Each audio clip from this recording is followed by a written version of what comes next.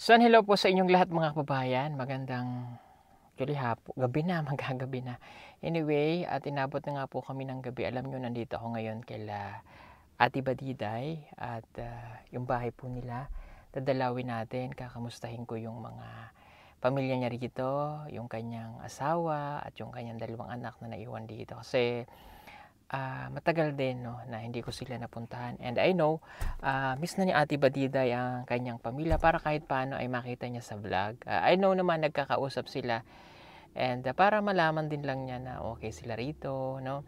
At ilang buwan na nga rin na ang kanyang mga or ang kanyang asawa at kanyang dalawang anak na naiwan dito ay hindi niya na nakikita mula noong dalhin natin siya sa dalhin sa Luzon at doon na nag-aaral. So ngayon ay pupuntahan natin, yan yung bahay po nila dyan sa likod para makamusta natin ang mag-aama dito. Kamusta na kaya sila? At alam nyo, itong anak ni Ate Badiday, no, mamaya ibabalita ko sa inyo yung good news para sa anak ni Ate Badiday na si Marjorie, no? At syempre kay Ate Badiday din at kasama nila doon si Irene.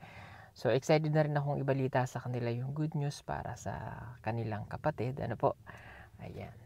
At nag-antay nga po kami at nandito na po sila Christine at saka po si Kuya Marlon. So tara, punta na tayo sa kanila pong bahay dito sa Sitio Talitoy. Mga bago pong nanonood sa atin, sa mga hindi pa nakakilala kay Ate Badiday, balikan nyo na lamang po yung video ng pamilya nila kung paano po natin sila natulungan hanggang sa madala po natin ng kanyang pamilya sa Ilocos kay Tita PB Love. Ito po yung bahay na ipinagawa natin sa kanila. Sa tulong po yan, sponsor ulit natin si Sir Denny. So napakaganda talaga ng bahay nila. Isa sa pinakamaganda po na naipagawa ng Pugong Biyahero Team at ng sponsor natin. Ito pong bahay ni Ate Badiday. Kompleto po kasi ito mula sa pagguhit ng mga kamay hanggang sa mga disenyo hanggang sa loob. Maganda po yung bahay nila. Tara.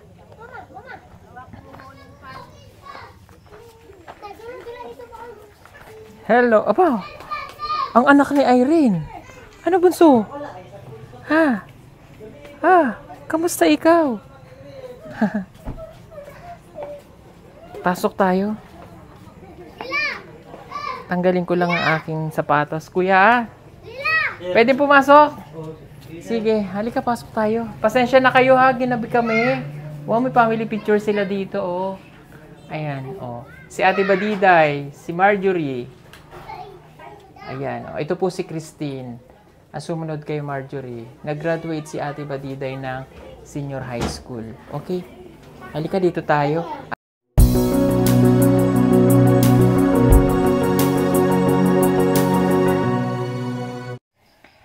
Sa susunod na lang na bakasyon, yun talagang matagal na bakasyon, at isang buwan dito para makasama. Yun yung panahon na tapos ng klase, na tsaka ulit babalik. So, pasensya ka na ha. Hindi mo na sila uwi. Okay. Kamusta ang pag-aaral mo, Christine? Okay lang po, sir.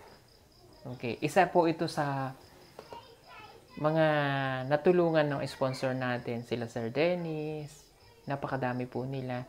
At hindi na nga lang po nakapagpatuloy yung ating sponsor, but anyway, naintindihan natin na ito po talaga si Christine ay wala po siyang sponsor. So yung sponsor din natin dapat para dito ay nagkaroon din po ng problema, so kaya na-stop. So kaya ito, si Christine wala po na ditong nagsusuporta, kundi ang tatay niya, at alam niyo si Ate Badiday nagtitipid din para may maipadala dito sa kanya din, nagtitipid dun si Ate Badiday para maipadala rin sa iyo, no? Para pambaon kasi mahirap. At alam niyo, itong bata na ito ay napaka-bright, napaka-talino rin ito. Okay, speaking of talino, may good news ako sa iyo. Alam mo na siguro, si ate mo, Ate Marjorie, tama, si Marjorie, top 1 siya dun. Sana all.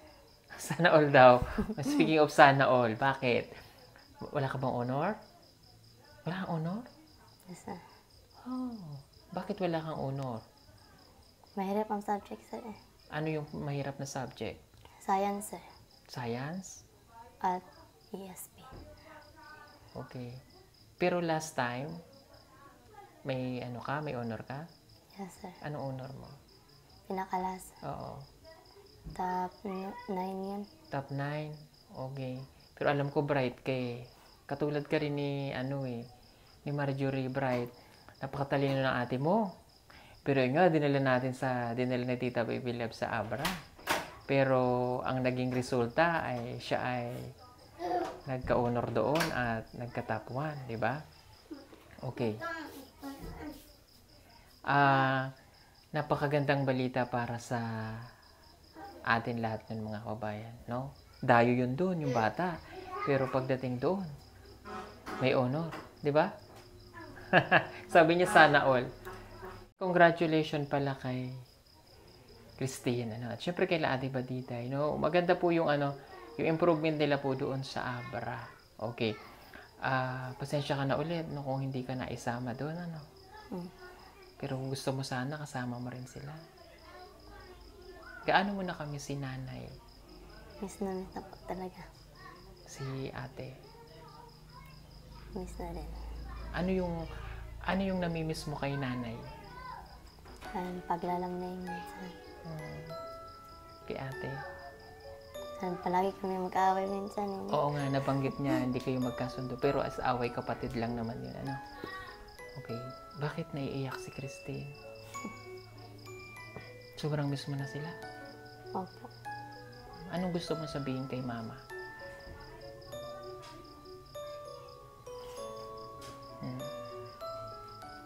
Sana po ay makarating sila sa susunod na maka-uli na sila. Safe, huwag ka na kung mag-eskwela sa lagtap. Kay ate, anong mensahe kay ate? Na mag-aral siya na mabuti. At na hindi siya magpapaligaw sa lalaki. Hindi daw magpapaligaw. Hindi magpapaligaw si ate mo. Napakaganda kasi ng batang yun eh. Pati itong bata na to, ang gaganda nila. Hindi magpapaligaw si ate para makatapos ng pag-aaral, syempre. Okay. So, ito yung... May Christmas pa kayo? Sa religion nyo? Wala yata eh. Parang wala, Meron. Meron ba? Sa religion? Oo, sa religion nyo? Opo, meron. May Christmas kayo? Okay. So, may Pasko din pala sila. So, hindi kayo magkakasama ngayong Pasko, Okay. Ito na lang. Ano yung gusto mong regalo? Anong gustong regalo ni Christine? Depende. Depende. Anong depende? Paano depende? Anong gusto mo? Yung hiling mo ngayong Pasko? Bike. Bike? Bakit bisikleta? Gusto kong mag-bisikleta. Hindi ba delikado? Bet ko kasi yung bisikleta, pero di ako marunong. Okay. Gusto ko mag-practice. Gusto mong practice? So, hindi ba delikado para sa'yo? Ang daming sasakyan ang dumadaan kasi dito sa City Dito lang po sa aming plaza. Dito lang? Doon sa babaw. Doon sa may basketballan. Doon. Para at least makapag-practice ka. Pero risky kasi dahil mga truck yung dumadaan dito. Tapos yung lugar nila, blind spot, curb. Kaya minsan hindi nakikita yung truck pag galing dito. Kaya pero kung yun ang gusto mo, sige, tutuparin ko yung bisikleta. Pero dapat hindi mo gagamitin sa highway. Kung pwede mo namang gamitin yung tipo na alam nyo walang ganong nadaan sa sakyan para safe ka. Para maibsan man lang yung lungkot ng bata. Kasi I know yung feeling na, kasi nung bata kami, naalala ko pag mga kapatid ko nag-aral na sa college, kami maiwan sa probinsya. So, ato kayo mga pinsan, mga ganyan. Yung pagkamis, talagang, lalo pa yun, napakalayo. Hindi ka agad madadalaw. Kaya siguro yun yung naintindihan ko itong bata na ito. So, ang ko lang, mag-aral kang mabuti, ha? Opo, sir. Anong grade ka na? Grade 7 po, sir. Grade 7. That is second year high school. Grade? First year. First year po ito. At itong batang ito ay wala pang sponsor para sa atin. Pero okay naman ang iyong pag-aaral? Opo, sir. Pero may... Nahihirapan ka talaga? Anong, nakapag-exam na ba kayo? Opo, sir. Naipasa mo naman kaya? Ang iba. Ang iba? Ano yung hindi naipasa? Yung science, Bumagsak ka? Ilan ang grade mo? 81. Ang mataas, pwede na. Bagsak na sa kanya yun, ha? 81 is not it's not bad. Okay, ang bad, mga 75, pababa. Yung 81 mo, kaya mo pang improve. Ano pa yung pinaka mababang grade mo, Christy? Hindi ko pa alam yung iba kasi di pa binigay Hindi yung... pa. Ito lang yung nalaman mo. Pero yung pinakamataas mo, Hindi ko din alam. yung naipasa mo sa exam, magkano, ilan ang score mo? Hindi ko alam. Sa bagay. Hindi katulad kasi natin nung mga panahon na yun, alam nyo kami nag-check ng grade namin. Or, halimbawa, counterclockwise, then, minsan yung mga teacher, parang wala masyadong gagawin. Kami na mag-check ng tamang sagot. Halimbawa, first periodical test. After nyan, yung mga exam, ang estudyante rin ang mag-check. So, sasabihin lang ng teacher ang sagot, then, tapos i-announce yan. Out of chuchu-chuchu, ganyan.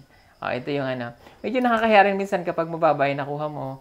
Pero mas maganda yun kasi para sa akin, nagiging motivation mo yun para pagbutihin mo yung susunod. Halimbawa, ang score mo sa science, like for example, siyempre 100 naman palagi, no, hanggang 100.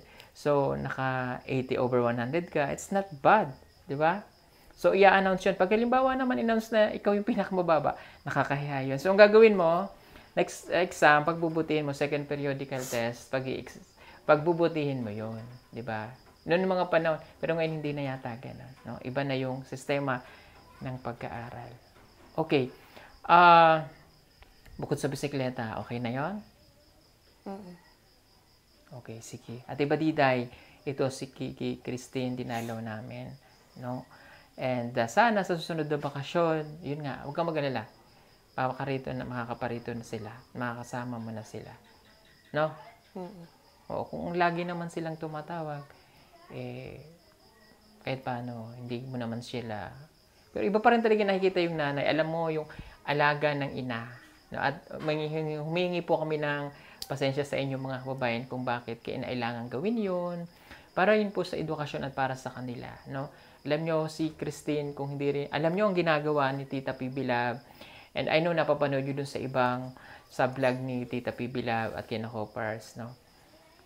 Nung dinala dun sila Christine at si Ate Badiday, so, ang ginawa at si Erin, ang ginawa ni Tita PB Lab, gumawa pa siya talaga ng pinakamagaling na nag-tutor o tutorial services sa Abra para ma-tutor yung mga bata. Kasi, sobrang behind naman. So, iba kasi na yung pagdating doon, syempre, hindi naman natin sinasabi na yung karunungan dito ay mas mababa. Kumbaga, iba lang talaga pagdating doon. Kaya, syempre, maghahabol, lalo na si Irene, ang kanya pong pag-aaral dito ay sa ALS, tapos home base, hindi siya nakakapag face-to-face. So, doon, nung nag-face-to-face, talagang makikita mo yung napakahirap. Kaya ginawa ni Tita at kay Ate Badiday, kumapo siya ng tutor. Pero, ang napakagaling talaga, yung kapatid mo. Ang galing, no? Imagine nyo, nag-top 1 siya doon. Ngayon, yung susunod-sunod pa yan. So bright. I know, kaya mo yon, no? Okay. Pag wala kang line of 7 ngayon, okay, para may challenge tayo sa bata. Okay. Kaninong cellphone ang ginagamit mo? Yung bag-o. Kay Papa? Yung bag-o. Wala kang cellphone? Meron. Yung pinadala ng Dati? mama. Okay. May cellphone ka na pala eh. Sira na ba yung cellphone mo? Di ba? Okay pa? Okay, sige. Pag wala kang line of 7, okay? Pag wala kang line of 7 hanggang mag-end ng pasukan, okay? Pag nagbakasyon, bago magbakasyon sila nanay, papauwi dito, isasama kita. Ako na maghahatid sa iyo doon. Ha? Para lang kayo magkita doon, makakarating ka ng Maynila kahit isang linggo, at makita mo din yung aking mga anak-anakan doon, sila Maylin, sila Ninita, makapagbakasyon ka at makapunta din sila Ate Badiday doon. Makarating ka ng Maynila. Gusto mo yon? Opo, sir. Oh. Kailangan wala na line of 7 ha? Kaya? Opo, sir. Oh, ayan. Sige ha. At yung science na sinasabi mong 81, kaya mo yan? Oh. Deal ba sa challenge ni Kuya? Deal? Opo, sir. Ayan. Di ba? Kasi minsan bigyan natin ng motivation yung bata para magawa niya ng maayos yung kanyang pag-aaral. Bigyan natin ng kunting twist. So, pag naka-perfect line of 8, punta tayo Manila. Kasama kita, ha? Sa bakasyon. Bakasyon nyo pa naman ay, ano ba yun? September ba yan? August? Ikaw naman, sir. Oh, yun,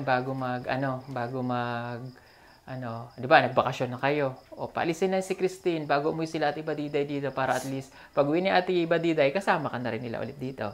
Nakarating ka ng Maynila. No? Oh, good. Sige. Tapos, tawagin natin si Papa, umaasa si Papa. Naman natin ngayon si Kuya Marlon, ang asawa po ni Ate Badiday. Kuya Marlon, pasensya na ulit din kung hindi mo na makakauwi si Ate Badiday ngayong December, ha?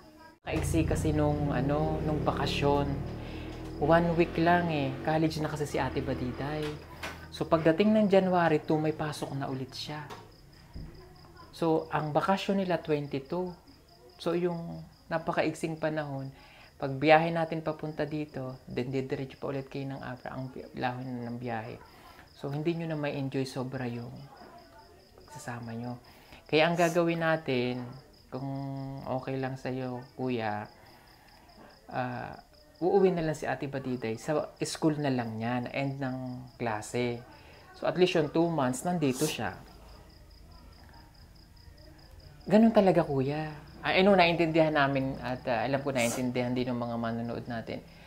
Ganun talaga sakripisyo kapag gustong marating yung pangarap para sa mga anak niya. Kahit si Marjorie, gustong-gusto niya umuwi. Pero kailangan para sa pag-aaral. Di ba? Sakripisyo.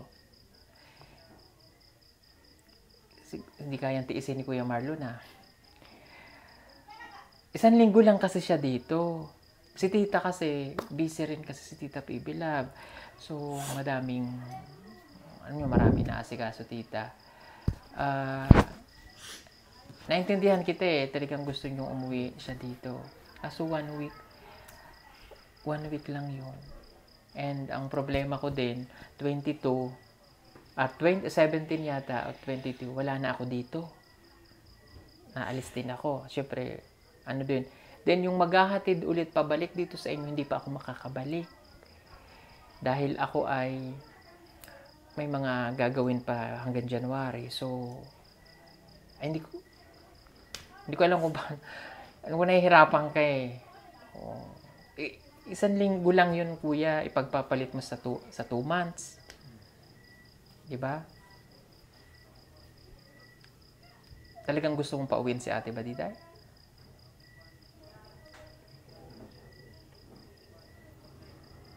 Sa pamilya mo. Miss ko niyang mama. Normal yun talaga, Kuya. Ganon talaga yung mangyayari kapag nahiwalay. Naintindihan ka namin kasi pamilya kayo eh. Pero tulad ng sinabi ko, sacrifice lang. Matatapos din yan. Mabilis lang ang panahon, hindi mo mamalayan na nakatapos, nakagraduate na pala si Ate Badiday. Diba? Mabilis lang yung months. Biruin mo, anong month na agad ngayon? November na, kailan lang na umalis si Ate Badiday dito? Magulat ka, bakasyon na pala, nandito na siya. Oh.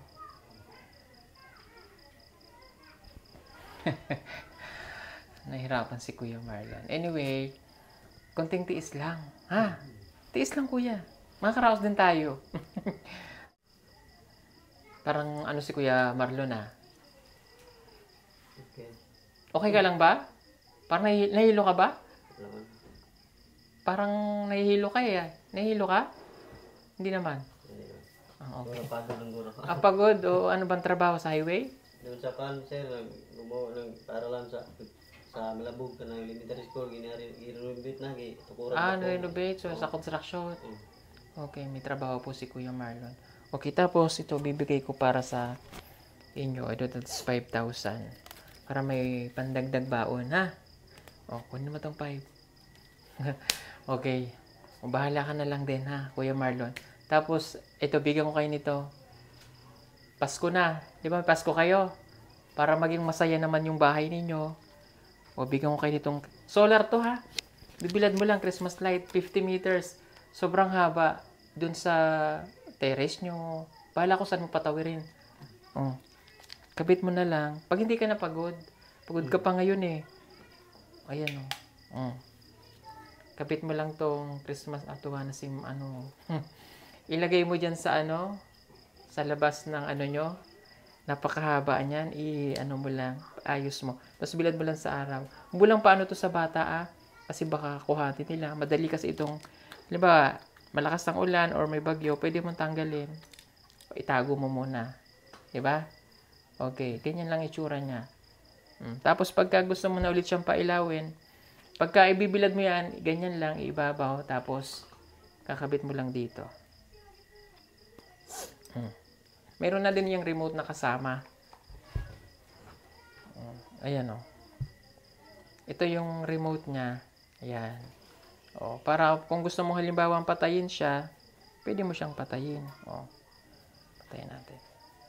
O, ito. Ikaw na bahala dito, Kuya Marlon, ha? Para magkaroon kayo ng ligaya ang Pasko dito. Ihabid mo na lang dyan kung saan mo gustong ilagay. So, promote ko lang mga kabayan. Habol na po kayo. Maglalas po ang order namin ito ng last ng November 30. So, para makaabol pa kayo sa Pasko, order na po kayo. For only 2,300 free shipping na po siya nationwide. Maganda to. Ayan, solar lang yan. Pwedeng bagu-baguhin dito. Pwedeng ganyan. Depende po dun sa remote. Pwedeng naka-steady or pwedeng naka-ganyan. No? O siya, sige, Kuya Marlon, sa inyo na to. Salamat, sir. Okay. At alis na po kami, ha? Sige po, God bless everyone. Pasensya na kayo, ginabi na po kami. Salamat. Bye-bye.